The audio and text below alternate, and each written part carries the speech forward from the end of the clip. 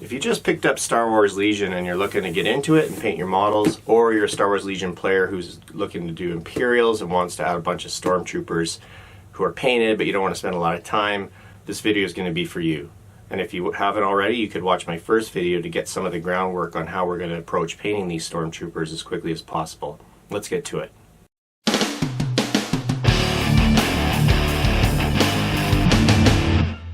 Hey Mini Junkies, how's it going? So in my last video, which you watched, right, worked on these Stormtroopers and trying to figure out how to get the best results in the fastest amount of time.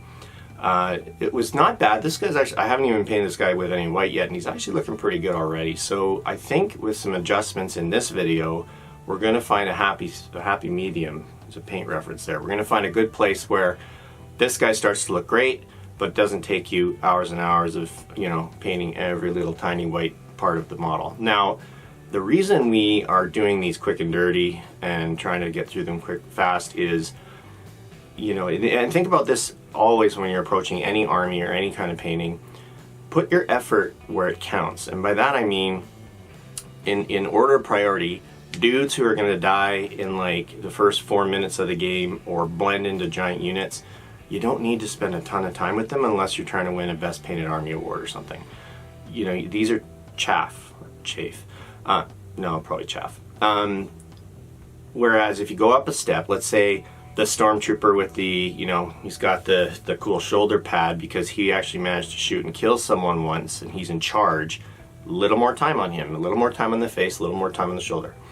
And then the black Stormtrooper with the laser sword, he's obviously in charge. You spend the most time on him. You spend a lot of time on him because most of the time when people look at the game, which is why you're painting them in the first place, they're going to look at him or the big ass ATST, which we'll paint later. But yeah, so with those things in mind, we're going to continue to try and crank out Stormtroopers quickly and make them look good. And by the way, this time I did look at a reference and I almost got all the right black parts except they're supposed to have black gloves. So pretty close. Gonna try and see what we can do, and like I said, if you didn't watch the first video, prime them white with a spray primer or an airbrush primer. Don't try to prime them with a brush primer white unless you really hate yourself. It's hard. It's really hard to get a nice, smooth, really nice looking coat of white brush on primer.Maybe you'll get lucky, but try to spray. There's so many spray options, you should try to spray them. Get a nice even coat all over the place, including between the legs and the undercarriage and stuff like that as your basis to work from. I'm not going to show you that here, I'm just going to do it. And we'll jump right into the washes. And the second step you need to do is to gloss coat these guys after the white has dried, because that gloss coating is going to help the wash to not sit on the surface areas of the armor plates and stuff and go into the cracks and stuff. So white primer, gloss coat, and then let's get on to the nitty gritty of this, okay? Let's do it. Let's go to the painting desk. So in my quest to be an incredible YouTube video creator, I forgot to turn on my lav mic when I filmed this part, so I'm doing it as a voiceover style this time. Here you can see I've got 3 Stormtroopers that have been washed because I decided there is some mold release on there, and they've been primed white and have got gloss varnish on them as well. So they are basically ready to have the wash applied to them. Like I said, applying a gloss over top of the white is going to help your wash move into the recesses and not stain the surface on you. I spent a lot of time looking at these guys for some reason. The wash, a good tip from Joseph Leroy on my last video was to use Q-tips, and what I'm explaining here is that these are kind of like economy Q-tips, no name. They're less fluffy than your brand name Q-tips. Brand name Q-tips are great for cleaning ears, but they're likely to leave little bits of the thread and cotton on your model. So buy yourself either these no-name ones that are thinner and less cottony, or get dedicated hobby ones, which you can get and which are even better for this purpose. And what you do is you're going to be taking that cotton and rubbing off the wash on the surfaces you want to keep nice and bright and white.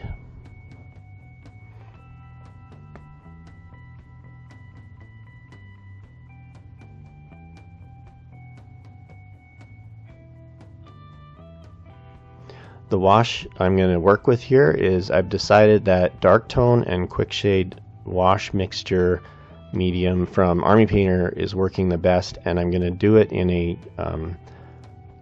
1/3 wash and 2/3 medium. And because last time I did about 50-50 and it was still staining the model a little more than I wanted it to and making the white areas gray. So here I'm using 4 drops of the black dark tone medium, dark tone wash, and 8 drops of the mixing medium. And what you could do is, if you're going to do a whole bunch of these Stormtroopers, is you could pre-mix, this ratio of like a few bottles of these into a 2-ounce bottle. I think at some point in the video I'll show that, because now I'm telling you everything out of sequence. Anyway, mixing this thoroughly using my plastic coffee stir sticks. Make sure you get it nice and well mixed.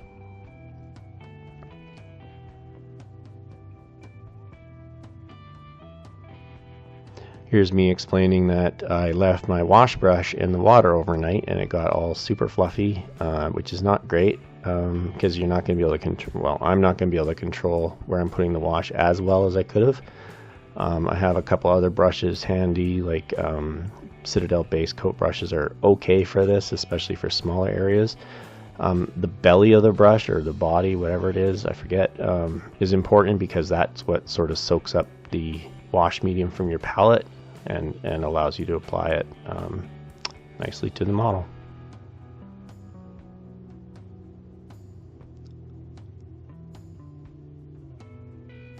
So here we go. This is the first attempt to lay some down and see how it works out.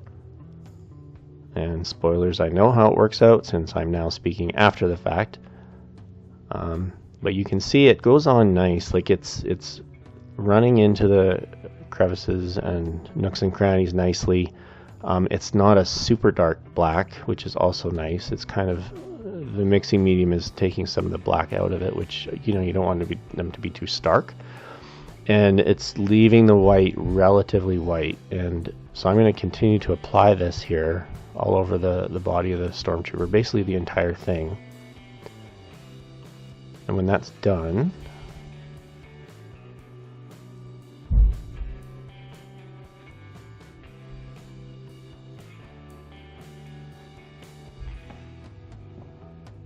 I'm going to take the Q-tip, well, before it's done, I'm going to take the Q-tip and just lightly wash or wipe away some of the wash as it's drying. Don't wait till it's completely dry. That might make it a little harder for this type of stuff.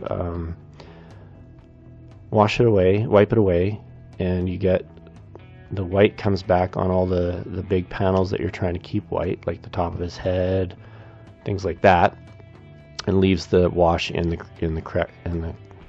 crevices. It works really well, so great tip from Joseph on this. I am going to use this technique for the rest of my Stormtroopers for sure, but I'll keep letting you watch how I'm doing it on this guy. That's it really. I'm gonna go on to do the other 2 guys as well and use up the wash I've got there in the palette. There's a couple spots you can't really reach. Well, okay, first I'm going to apply more, but you can see in the video that it's starting to pool on his chest, where it's harder to get the paintbrush or the Q-tip.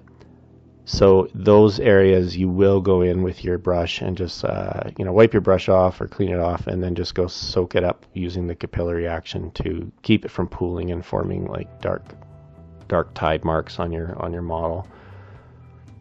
But again, these are guys that you want to paint quickly. See here, you can see I'm starting to sop up some of the extra, and especially under the chest. There's quite a bit on the surface of the chest as well. You can't get in there with that particular Q-tip, so I need to use the brush. These are your line troops. You're going to have a lot of these, so they don't need to look perfect, and they're going to die quickly and stuff like that. So this is, with this little effort, and then painting the black parts black, obviously, and I continue to recommend the ink that I talked about yesterday, Vallejo black ink, game ink. Works really nicely for painting in the black areas. And with a matte varnish after that, these guys look great.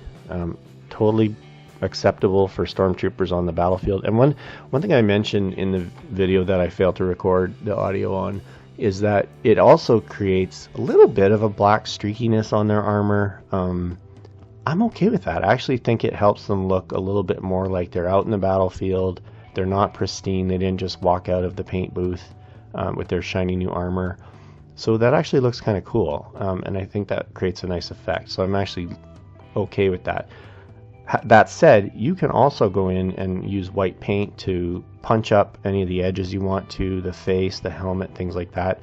It's really up to you how far you want to take these and how much time you want to spend on them. But this already gives you a really nice foundation for that work.